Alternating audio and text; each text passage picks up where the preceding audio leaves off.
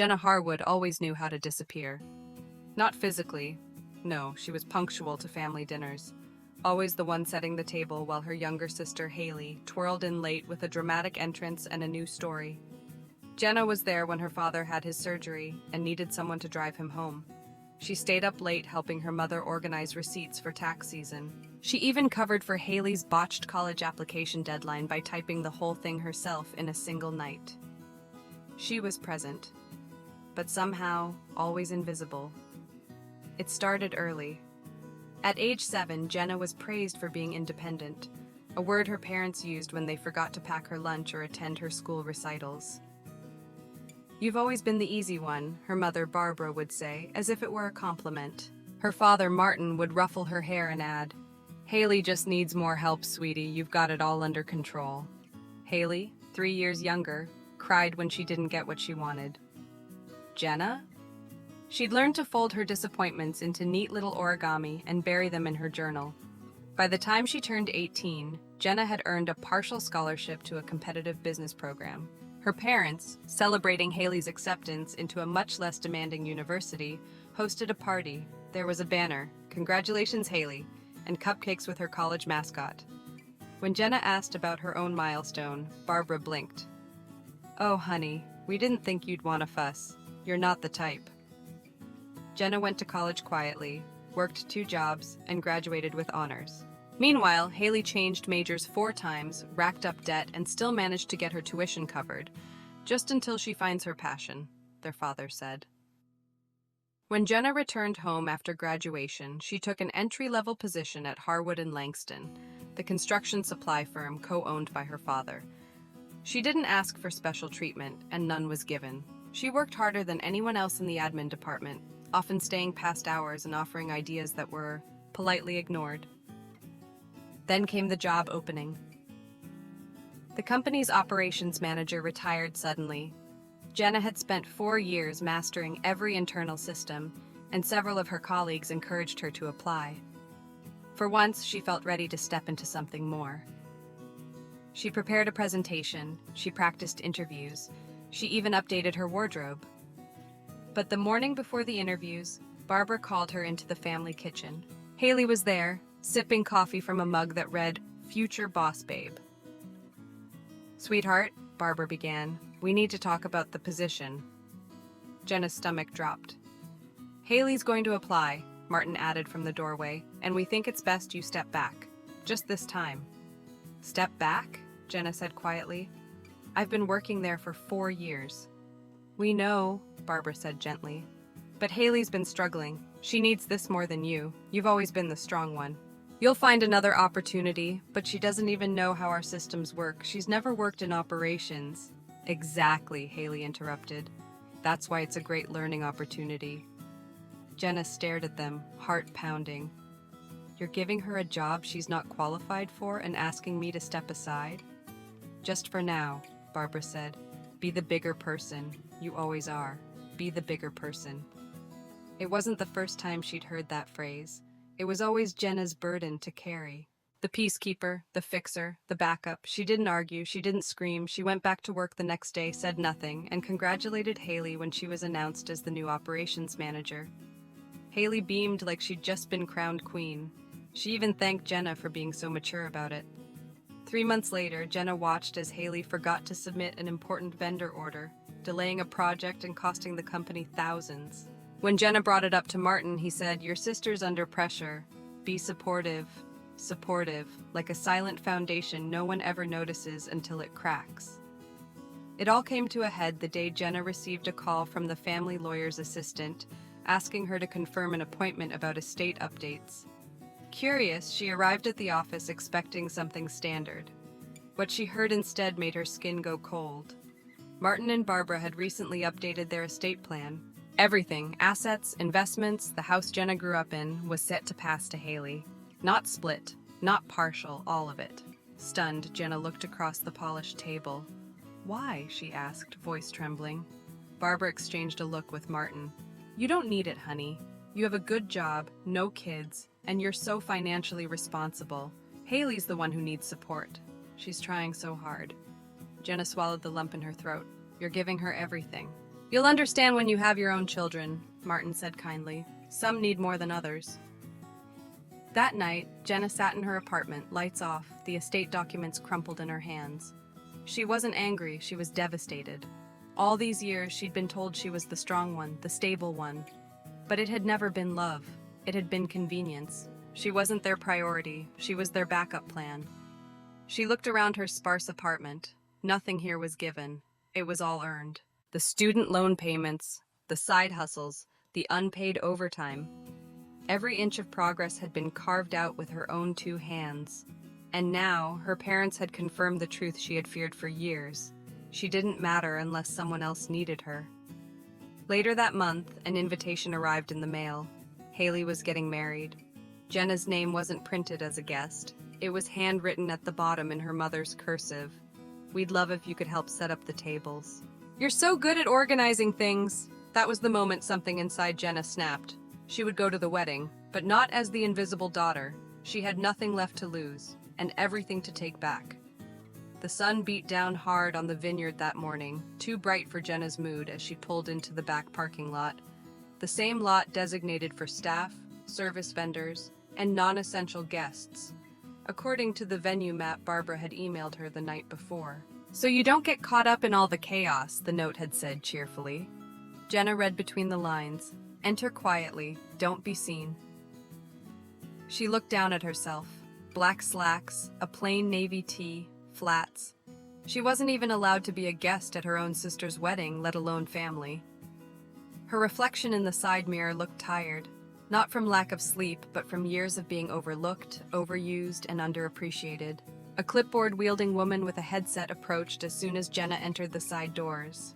Jenna Harwood? She asked without looking up. Great. Barbara said you'd be helping with setup. Linens are in the back, start with the tables near the dance floor. And oh, please keep your hair tied up. We're doing photos soon. Photos.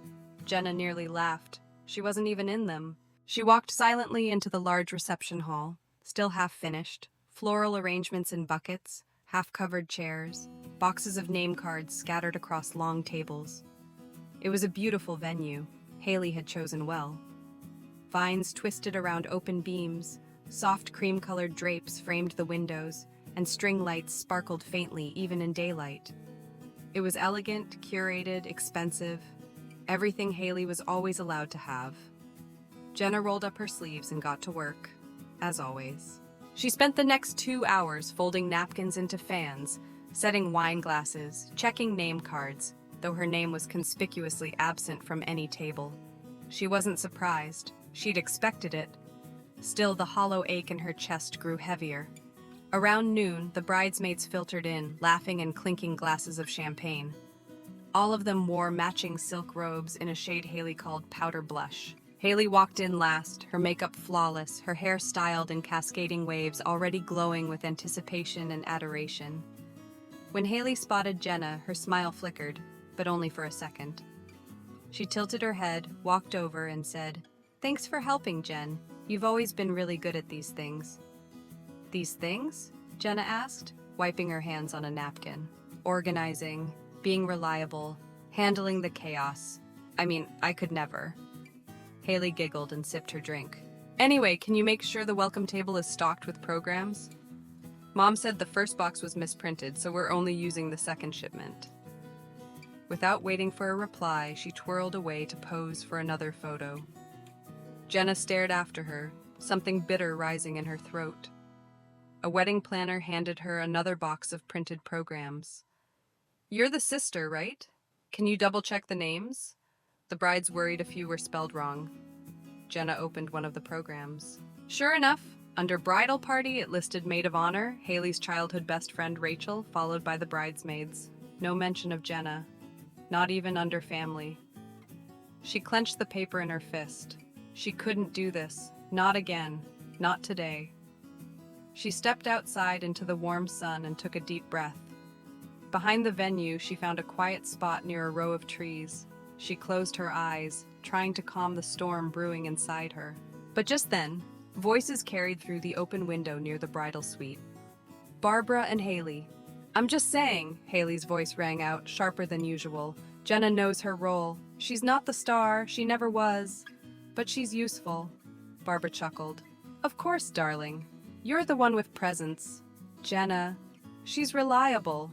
But let's be honest, she was never meant to shine. We both know Jenna was never meant to shine. But at least she knows her place. Jenna froze. She's always been dependable. Some people are just background characters. It was one thing to feel invisible. It was another to hear your family confirm it with such casual cruelty. Jenna backed away, her pulse in her ears. Her mother, who had leaned on her for everything. Her sister, who had taken everything handed to her and acted like she earned it. They didn't just overlook Jenna, they designed her erasure. She walked back to the main hall, no longer seeing the elegance, the flowers, the guests arriving in designer clothes. All she could hear was that line, "She knows her place." She ripped off the staff badge they'd handed her and tossed it onto a table. She grabbed her bag and walked out the side door without a word. Not to Barbara, not to Haley, not even to the wedding planner frantically waving a clipboard. She didn't look back. She drove home with her jaw clenched so tight it hurt. And for the first time in her life, Jenna Harwood didn't cry. She planned.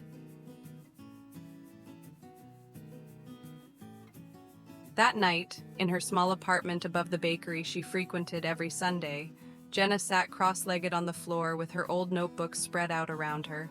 Financial literacy modules, budgeting workshops, startup models, curriculum ideas, scribbled ideas she'd once been too timid to speak aloud. Things she'd always shelved to make room for other people's needs. Not anymore. There, in the dim yellow light of her desk lamp, Jenna opened her laptop and began drafting an email. Subject, remember our conversation? To Mrs. Evelyn Ellington. Hi Evelyn, I hope this finds you well. I'm reaching out because I'm finally ready to build what we talked about years ago. I have the concept, and I know how to make it work. If you're willing, I'd love to meet. Warmly, Jenna Harwood. She hit send before she could talk herself out of it. 32 minutes later, a reply appeared. From Evelyn Ellington. Subject, let's build it. Jenna, I've been waiting for this email. Come to Chicago. I have a space. Monday at 10. Don't waste another day. E. Jenna leaned back in her chair, heart thudding.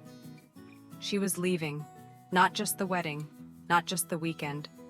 She was leaving the family that had used her like a footnote, the role they'd assigned her since birth, the weight of being the strong one so they could be selfish. She didn't know exactly what was ahead, but she knew what she was leaving behind, and she wasn't coming back empty-handed.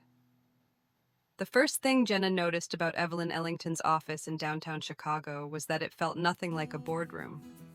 There were no cold glass tables, no high-backed leather chairs. Instead, there were exposed brick walls, bookshelves overflowing with titles on strategy and leadership, and a chalkboard wall covered in formulas, arrows, and quotes written in colorful script. One in particular stood out. When they underestimate you, don't correct them, just win. Evelyn stood near the window, her white curls tucked into a loose bun, a tablet in her hand and a coffee in the other. You look different, she said, smiling as Jenna walked in. Different how? Jenna asked cautiously, like someone who finally stopped waiting for permission. That morning marked the beginning of Jenna's second life, the one where she didn't ask to be seen. She made herself impossible to ignore. Evelyn wasn't just a mentor. She was a gatekeeper, a former COO of a global tech firm who'd left the corporate grind to build a women-led business incubator. Over the next 3 months, she ripped Jenna's idea apart, then helped her rebuild it into something sharp, scalable, and investor-ready. Jenna called her platform Ledger, not just because it dealt with money, but because it was her way of writing down what had been erased. A tool for women like her, forgotten daughters, overlooked wives, underappreciated professionals, who needed to reclaim control of their financial lives. The premise was simple. Teach financial literacy through gamified modules, real-life simulations, and mentorship pairing. Start with budgeting, grow to investing. But the mission was deeper. Give women the language of power their families, schools, and society had failed to teach them. By the end of the first quarter, she had a working prototype. By the second, she had over 500 beta users. By the third, Evelyn introduced her to Carmine Allen, a venture capitalist known for backing purpose-driven tech. The meeting was nerve-wracking. Jenna wore her best blazer, held her hands together to stop the shaking, and pitched Ledger with every fiber of her truth. When she finished, Carmine leaned back and said, "You're the quiet kind of dangerous, aren't you?" Jenna blinked. "I'm sorry? You don't shout, you don't posture, you just know exactly what you're doing, and you're doing it well." "I like that." Ledger got its first round of funding that week, $200,000 in seed money to build out the team and grow the platform. Jenna didn't celebrate with champagne or a party. She went home, lit a candle, and took out the letter her parents had mailed her months earlier, the one containing the updated estate plan. She burned it. The next year passed in a blur of growth. Ledger exploded across social media thanks to viral testimonials from women who had climbed out of debt, left toxic relationships, and started their own businesses after learning how to manage money. Jenna was invited to speak on panels, podcasts, and eventually gave a TEDx talk titled, "Power is Learned, Not Given." But she still never told her family what she was building, until they came knocking. It was a Thursday afternoon when she received the call. "Barbara." Jenna stared at the screen for a long time before answering. "Hi." "Oh, honey," Barbara's voice trembled. We've had a bit of a situation. Can you come home?" Jenna hesitated. "What kind of situation?" There was a pause. "Your father's been diagnosed. It's his kidneys. He needs surgery, and, well, the company's in trouble." Jenna said nothing. Barbara continued, "We thought we'd have time to sort things out, but Haley made some decisions, poor ones. We've lost 2 contracts. The board's pressuring us. We need help. We need you." It was surreal. For years, she had been the one making desperate phone calls, asking for time, asking for acknowledgement. And now, here was her mother, reaching out because the golden child had dropped the crown. "What exactly are you asking me to do?" Jenna said flatly. Barbara sighed. "We need someone to stabilize the operations, someone the team respects. I know we haven't always appreciated you the way we should have, but you know the business better than anyone. Your father's legacy is at risk. Haley can't handle it alone." Jenna let the silence stretch long enough to be uncomfortable. "Let me be clear," she said finally. "If I come back, I'm not coming as a favor. I want majority control, 51%. Barbara gasped. Jenna, that's unreasonable. We can't give you—" "You can," Jenna interrupted. "You just don't want to, but you need me more than I need you, and I'm done being your backup plan. Either I come back with authority or I don't come back at all." Barbara didn't answer right away. Then quietly, "Let me speak to your father." The next day, Jenna received an email.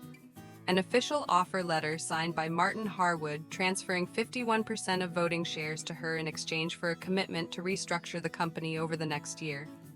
She flew home that weekend, not as a daughter, as the boss. Chapter. The office hadn't changed much. Same gray carpets, same water-stained ceiling tiles, same framed photo of Martin shaking hands with the mayor 20 years ago. But something had changed in Jenna. She walked in with her own team, a financial advisor, a corporate attorney, and her COO from Ledger, Nina, a former classmate turned friend, sharp as glass and twice as lethal. Within days, Jenna began an audit of Harwood and Langston's books. What she found was worse than mismanagement. It was outright fraud. Haley had funneled company funds into personal accounts labeled as vendor relations. The numbers didn't lie.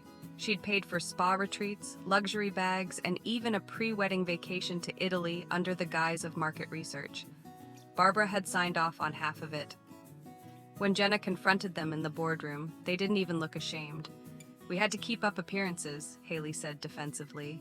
"The clients expect a certain lifestyle you wouldn't understand. You've never had to represent the brand like I do." Jenna didn't blink.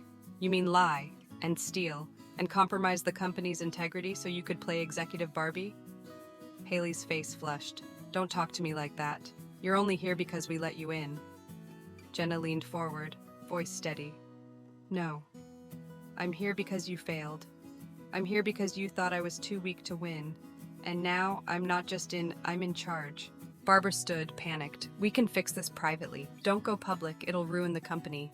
"I already hired an external auditing firm," Jenna said. "They arrive Monday." Haley's voice cracked. "You would destroy your own family?" "No, Jenna replied coldly. You did that a long time ago. I'm just cleaning up the mess.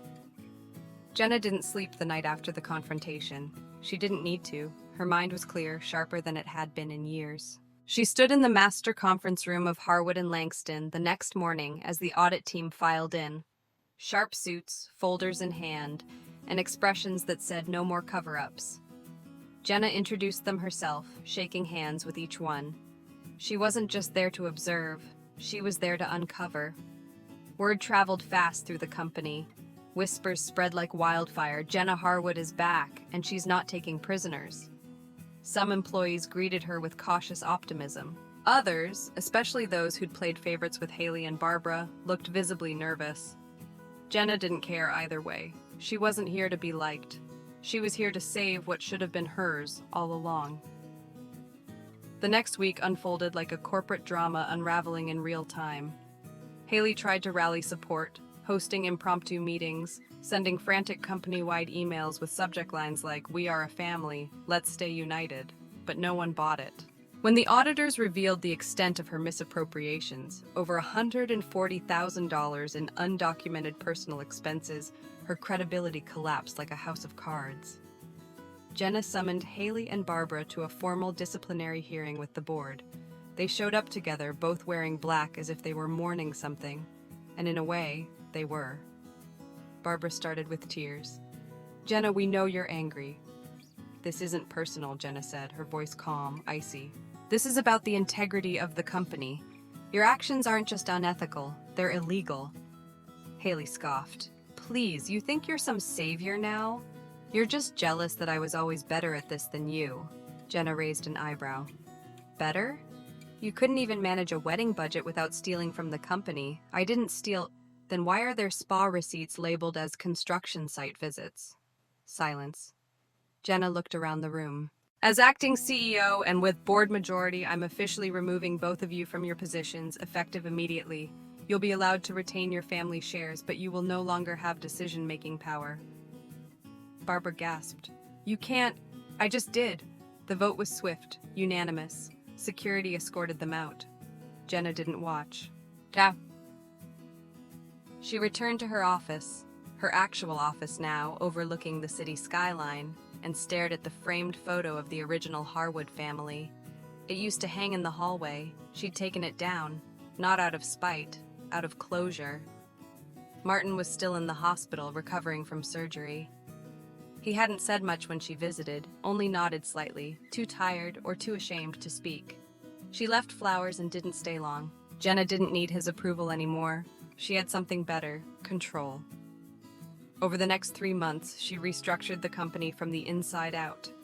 She cut unnecessary spending, brought in experienced talent, and established clear HR policies that prioritized merit and ethics over family connections. For the first time in decades, Harwood and Langston began showing a profit margin that didn't rely on favors and fluff. Jenna even launched a community outreach arm, partnering with local trade schools, offering internships to young women interested in construction management. She named the program the Ledger Project. It caught media attention. An article ran in Business Forward Weekly, "From Forgotten to Fearless," how Jenna Harwood revived her family's business by starting over. Her phone didn't stop ringing for days. Invitations, investment offers, interview requests. But one call stopped her in her tracks. It was from her childhood home, her parents' landline. She didn't answer. Later that evening, a voicemail came in from an unfamiliar number. Haley's voice, cracked and bitter. "You think you've won? You haven't. You just embarrassed us, destroyed everything we built. And for what? So you could feel powerful? So you could punish us for not babysitting your ego when we had a whole family to raise. You were always second best, Jenna. Always. And everyone knows it, no matter what title you put on your door." Jenna listened to the message once, then deleted it.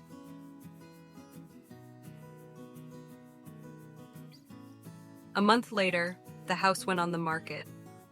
Her family's home, where she'd learned to ride a bike, where she'd buried her first pet, where she'd overheard her parents call her the reliable one like it was an insult, was being sold. The estate had run out of money, and with Martin's medical bills mounting, Barbara had no choice but to liquidate. Jenna saw the listing online. She stared at the photos. The cracked white porch railing, The faded blue shutters, the tree swing that still swayed though no one had touched it in years. She bought it, full asking price, in cash. When the sale went through, Barbara left a voicemail, a short, almost whispered line, "I never thought you'd want it." Jenna didn't reply, but she did visit the house, alone. She walked through each room, untouched since she left home. Her childhood bedroom still had the peeling glow in the dark stars on the ceiling. The basement still smelled like must and old books. The attic held boxes of forgotten report cards and third-place science fair ribbons. She didn't cry. She smiled. Because this time, she hadn't been given anything. She had taken back what was hers, not as revenge, as reclamation. The day Jenna officially changed the company letterhead to read Harwood Solutions Inc., she felt something inside her shift. Not pride, not even triumph. It was a quiet, powerful peace, like her bones had finally realigned after decades of being bent to fit into someone else's frame. She stood at the front of the town hall meeting for all 86 employees, most of whom had never heard her speak publicly before. She cleared her throat. "Some of you remember me as the quiet girl who stayed late and organized supply closets," she said. A few chuckles broke out in the back. "Some of you remember me as Haley's sister, or Martin's daughter. But today, I hope you remember me as someone who believes this company is worth saving. Not because of its name, but because of the people who keep it running." She paused, letting her words land. "I'm not here to run this place like a dynasty. I'm here to run it like a business, with transparency, with accountability, and with respect. If you're here to do the same, let's get to work." The room erupted in applause. Jenna wasn't expecting it. She certainly wasn't prepared for Nina to lean over and whisper, "You just got your first standing ovation." The weeks that followed were hard, relentless even. Jenna poured herself into the business. She sat with every department, restructured the entire operations pipeline, cut unnecessary managerial roles that had been created to give Haley's friends fake titles, and brought in fresh talent from outside.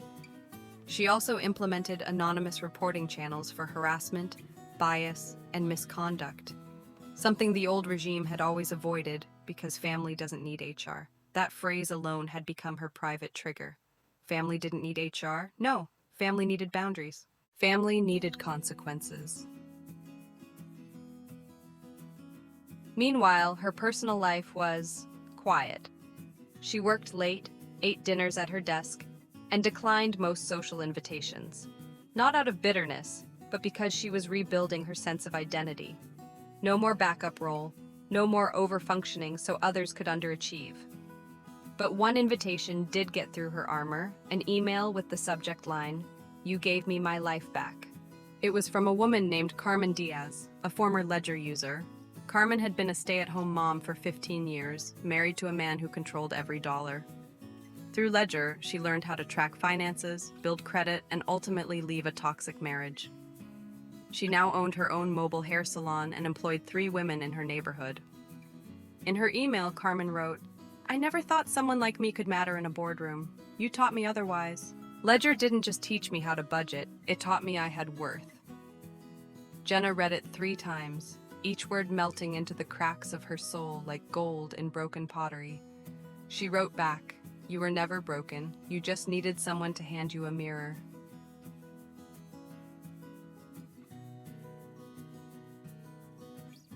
A few months later, at the Women in Leadership Summit in Austin, Jenna gave a keynote speech titled "The Cost of Being the Strong One." It went viral, more than 2 million views in 72 hours. In the talk, she told a story she'd never shared publicly. "When my sister got married, I was invited, not as a guest, but as free labor. I was handed a clipboard and told to arrange chairs and refill restrooms. That morning, I overheard my own mother say I was meant to be background, that I knew my place. That was the moment I stopped waiting for love to look like validation. I stopped being the family's silent backbone and started building a spine of my own." The most dangerous thing you can give someone who's been overlooked is the chance to stand alone. Because when they do, they don't come back to fit into your box. They come back to burn it down and build something better. The audience gave her a standing ovation. Haley saw the clip on Instagram, reposted by a popular finance account. She sent Jenna a text for the first time in over a year. Was that about me? Jenna didn't reply. But she did screenshot it, save it in a folder labeled Proof of Growth, and move on with her day. Then came the lawsuit. Barbara, now broke, bitter, and furious, filed a legal motion challenging the voting share transfer that had made Jenna majority owner. She claimed Jenna had manipulated Martin while he was unwell, that she had coerced the family during a vulnerable moment. Jenna was stunned, but not unprepared. Her legal team responded with documentation, signed contracts, email trails, and most damning of all, a video clip Martin himself had recorded while recovering in the hospital. In it, he said, "If anyone ever questions this transfer, let the record show. I gave Jenna control because she earned it. Not because she asked, but because she didn't. She never once demanded anything she hadn't worked for 10 times over." The court dismissed Barbara's claim with prejudice. The moment the ruling came in, Jenna stood in her office, staring out at the city she now called home. Chicago had become her sanctuary, far from the vineyard weddings and voicemail guilt trips, far from silk-robed sisters and whispered betrayals. She had gone from the background to the boardroom, from Plan B to Chapter 1. It was the first time they had all been in the same room since the wedding. The room was smaller than Jenna expected. The lawyer's conference suite had sleek marble floors, polished black chairs, and too many windows, the kind of place meant to intimidate. But Jenna felt nothing as she stepped inside, only a calm stillness that came from knowing the truth was already on her side. Barbara sat stiffly on the left, her once perfectly styled hair tied back into a severe bun. She wore dark blue, her mouth pursed in a line of silent disapproval. Haley sat next to her, legs crossed, jaw tight. She wore expensive sunglasses indoors and hadn't said a word since Jenna walked in. On Jenna's side of the table sat Nina and her attorney, a woman named Rita Goldman, sharp as a blade and with the courtroom winds to match. They didn't need to speak. Their presence said enough. Barbara broke the silence first. "We didn't come here to fight." Jenna raised an eyebrow. "You filed a lawsuit against me. I'm pretty sure that qualifies." Barbara exhaled, trying to find a softer tone. "We were overwhelmed with your father's health, the business. Everything fell apart so quickly." "No," Jenna said, leaning forward slightly. "It didn't fall apart. You ran it into the ground because you thought it would always be yours. That no matter how many mistakes were made, someone would clean them up." Haley finally looked up. Her voice was cold. "You think you're better than us now, just because you made a few smart investments and got lucky." "Lucky?" Jenna almost laughed. "You think this is luck? You think working 2 jobs through college, building a startup from a couch, and surviving your constant sabotage is luck?" "You've always resented me," Haley said, her voice rising. "You couldn't stand that I was the one people cared about." Jenna's voice dropped to a near whisper. "People cared about you because I made it easy for them to ignore me. Because I folded myself into silence so you could have center stage. And you used that stage to lie, to steal, to humiliate me." Barbara raised a hand, her voice desperate now. "Can we not drag all of this back up? Please, we're still family." "Stop," Jenna said sharply. "You don't get to use that word as a shield. Family doesn't mean you get to betray me, then expect my help when the consequences finally catch up." Haley stood, slamming her hands on the table. "You took everything. You kicked us out of the company, you humiliated us publicly, you even bought the damn house. Wasn't it enough to watch us fall? Did you have to stand on us while you climbed?" Jenna stood too, slowly. Her eyes never left Haley's. "I didn't steal anything. I just took back what you said I didn't deserve." The room fell silent. Even Barbara looked down. Jenna continued, her voice shaking only slightly. "You never apologized for what you said that day at the wedding. About me knowing my place. But here's the thing. I did know my place. And now I know it wasn't behind you. It wasn't under you. It wasn't on the sidelines. It's in front." Haley's lips parted like she wanted to reply, but nothing came out. Jenna turned to the mediator. "I'm not settling. This suit is going nowhere, and we all know it. They came here hoping I'd back down. I won't. Dismiss it now, or we go to trial. And I promise you, there are more skeletons in their financial closet than you're prepared to handle." The mediator sighed. Ms. Harwood, Based on the evidence and Mr. Harwood's prior statements, we are recommending full dismissal with prejudice. Barbara made a choked sound. Whether in disbelief or exhaustion, no one knew. Jenna gathered her folder calmly. As she left the room, she heard Haley mutter under her breath, "You'll always be alone." Jenna paused in the doorway, then turned. Better alone than surrounded by people who only show up when they want something. And with that, she walked out.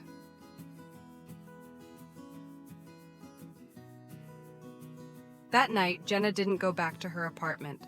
She went to the old Harwood house, her house now.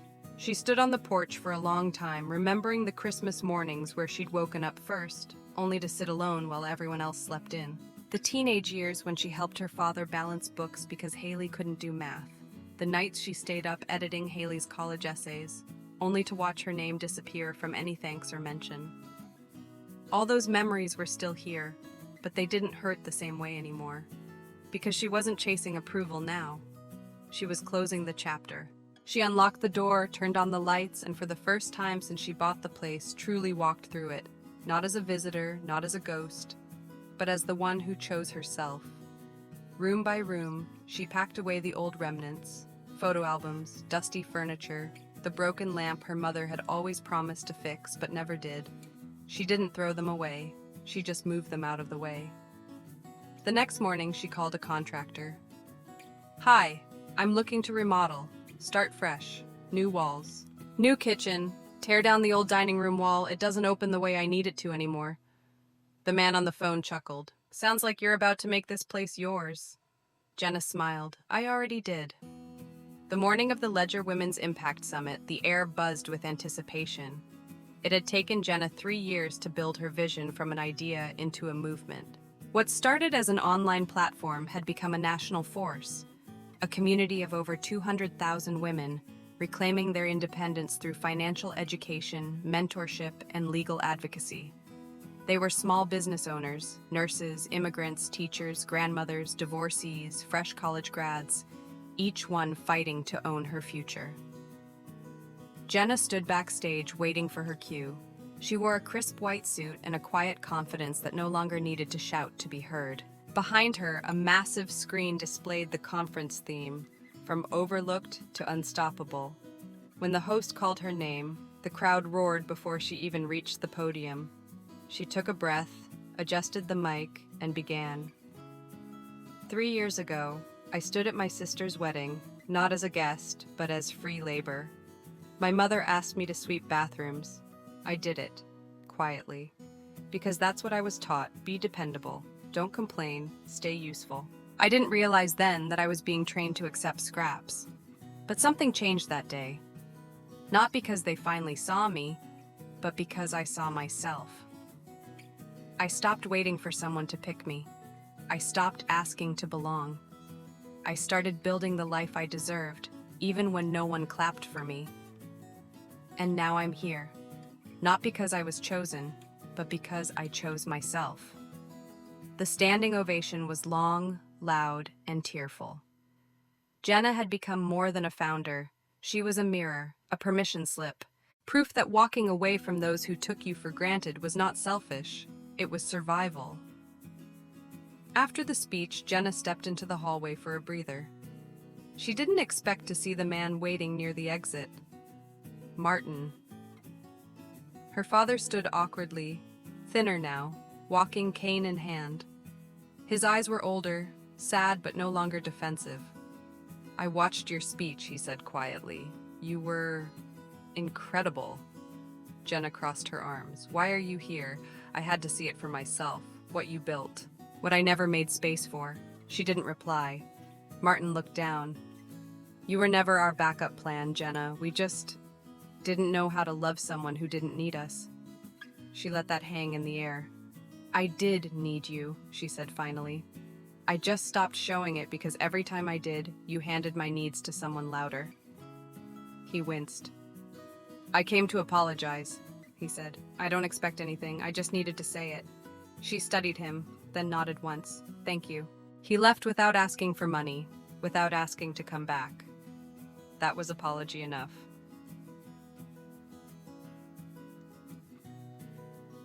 Later that night, Jenna sat on the porch of her renovated home. The old shutters were gone. The porch railing had been replaced with warm cedar. The inside was modern, airy, filled with plants and light. Every room had been redesigned with intention. Nothing remained that she hadn't chosen. Nina joined her with 2 mugs of tea. "You know what we should do?" she said, grinning. "Buy the old Harwood warehouse. Turn it into a ledger training hub, symbolic and functional." Jenna laughed. "Turn the place that never promoted me into the headquarters for helping women rise?" "Exactly, I'm in." They clinked mugs. As the sky deepened into indigo, Jenna looked around her life. She had no husband, no fancy family name, no one propping her up. And yet, she had everything: peace, power, purpose. She remembered something Haley once said, full of venom: "You'll always be alone." But Haley had been wrong, because Jenna wasn't alone. She was free, and that was better. Reflection. Lesson learned. Being labeled the strong one can sometimes be a curse disguised as praise. In families and systems where favoritism thrives, the quiet, dependable person is often expected to carry the weight without complaint until they break. Jenna's story reminds us that silence is not the same as weakness, that loyalty without reciprocity is not noble, it's toxic. You can't make people love you by shrinking, and you don't owe anyone your energy simply because they share your DNA. True strength is not in enduring endless disrespect. It's in walking away from it, even if you have to rebuild alone. Choosing yourself isn't selfish, it's necessary. And sometimes the greatest revenge isn't revenge at all. It's living so fully that those who overlooked you have no choice but to see who you've become.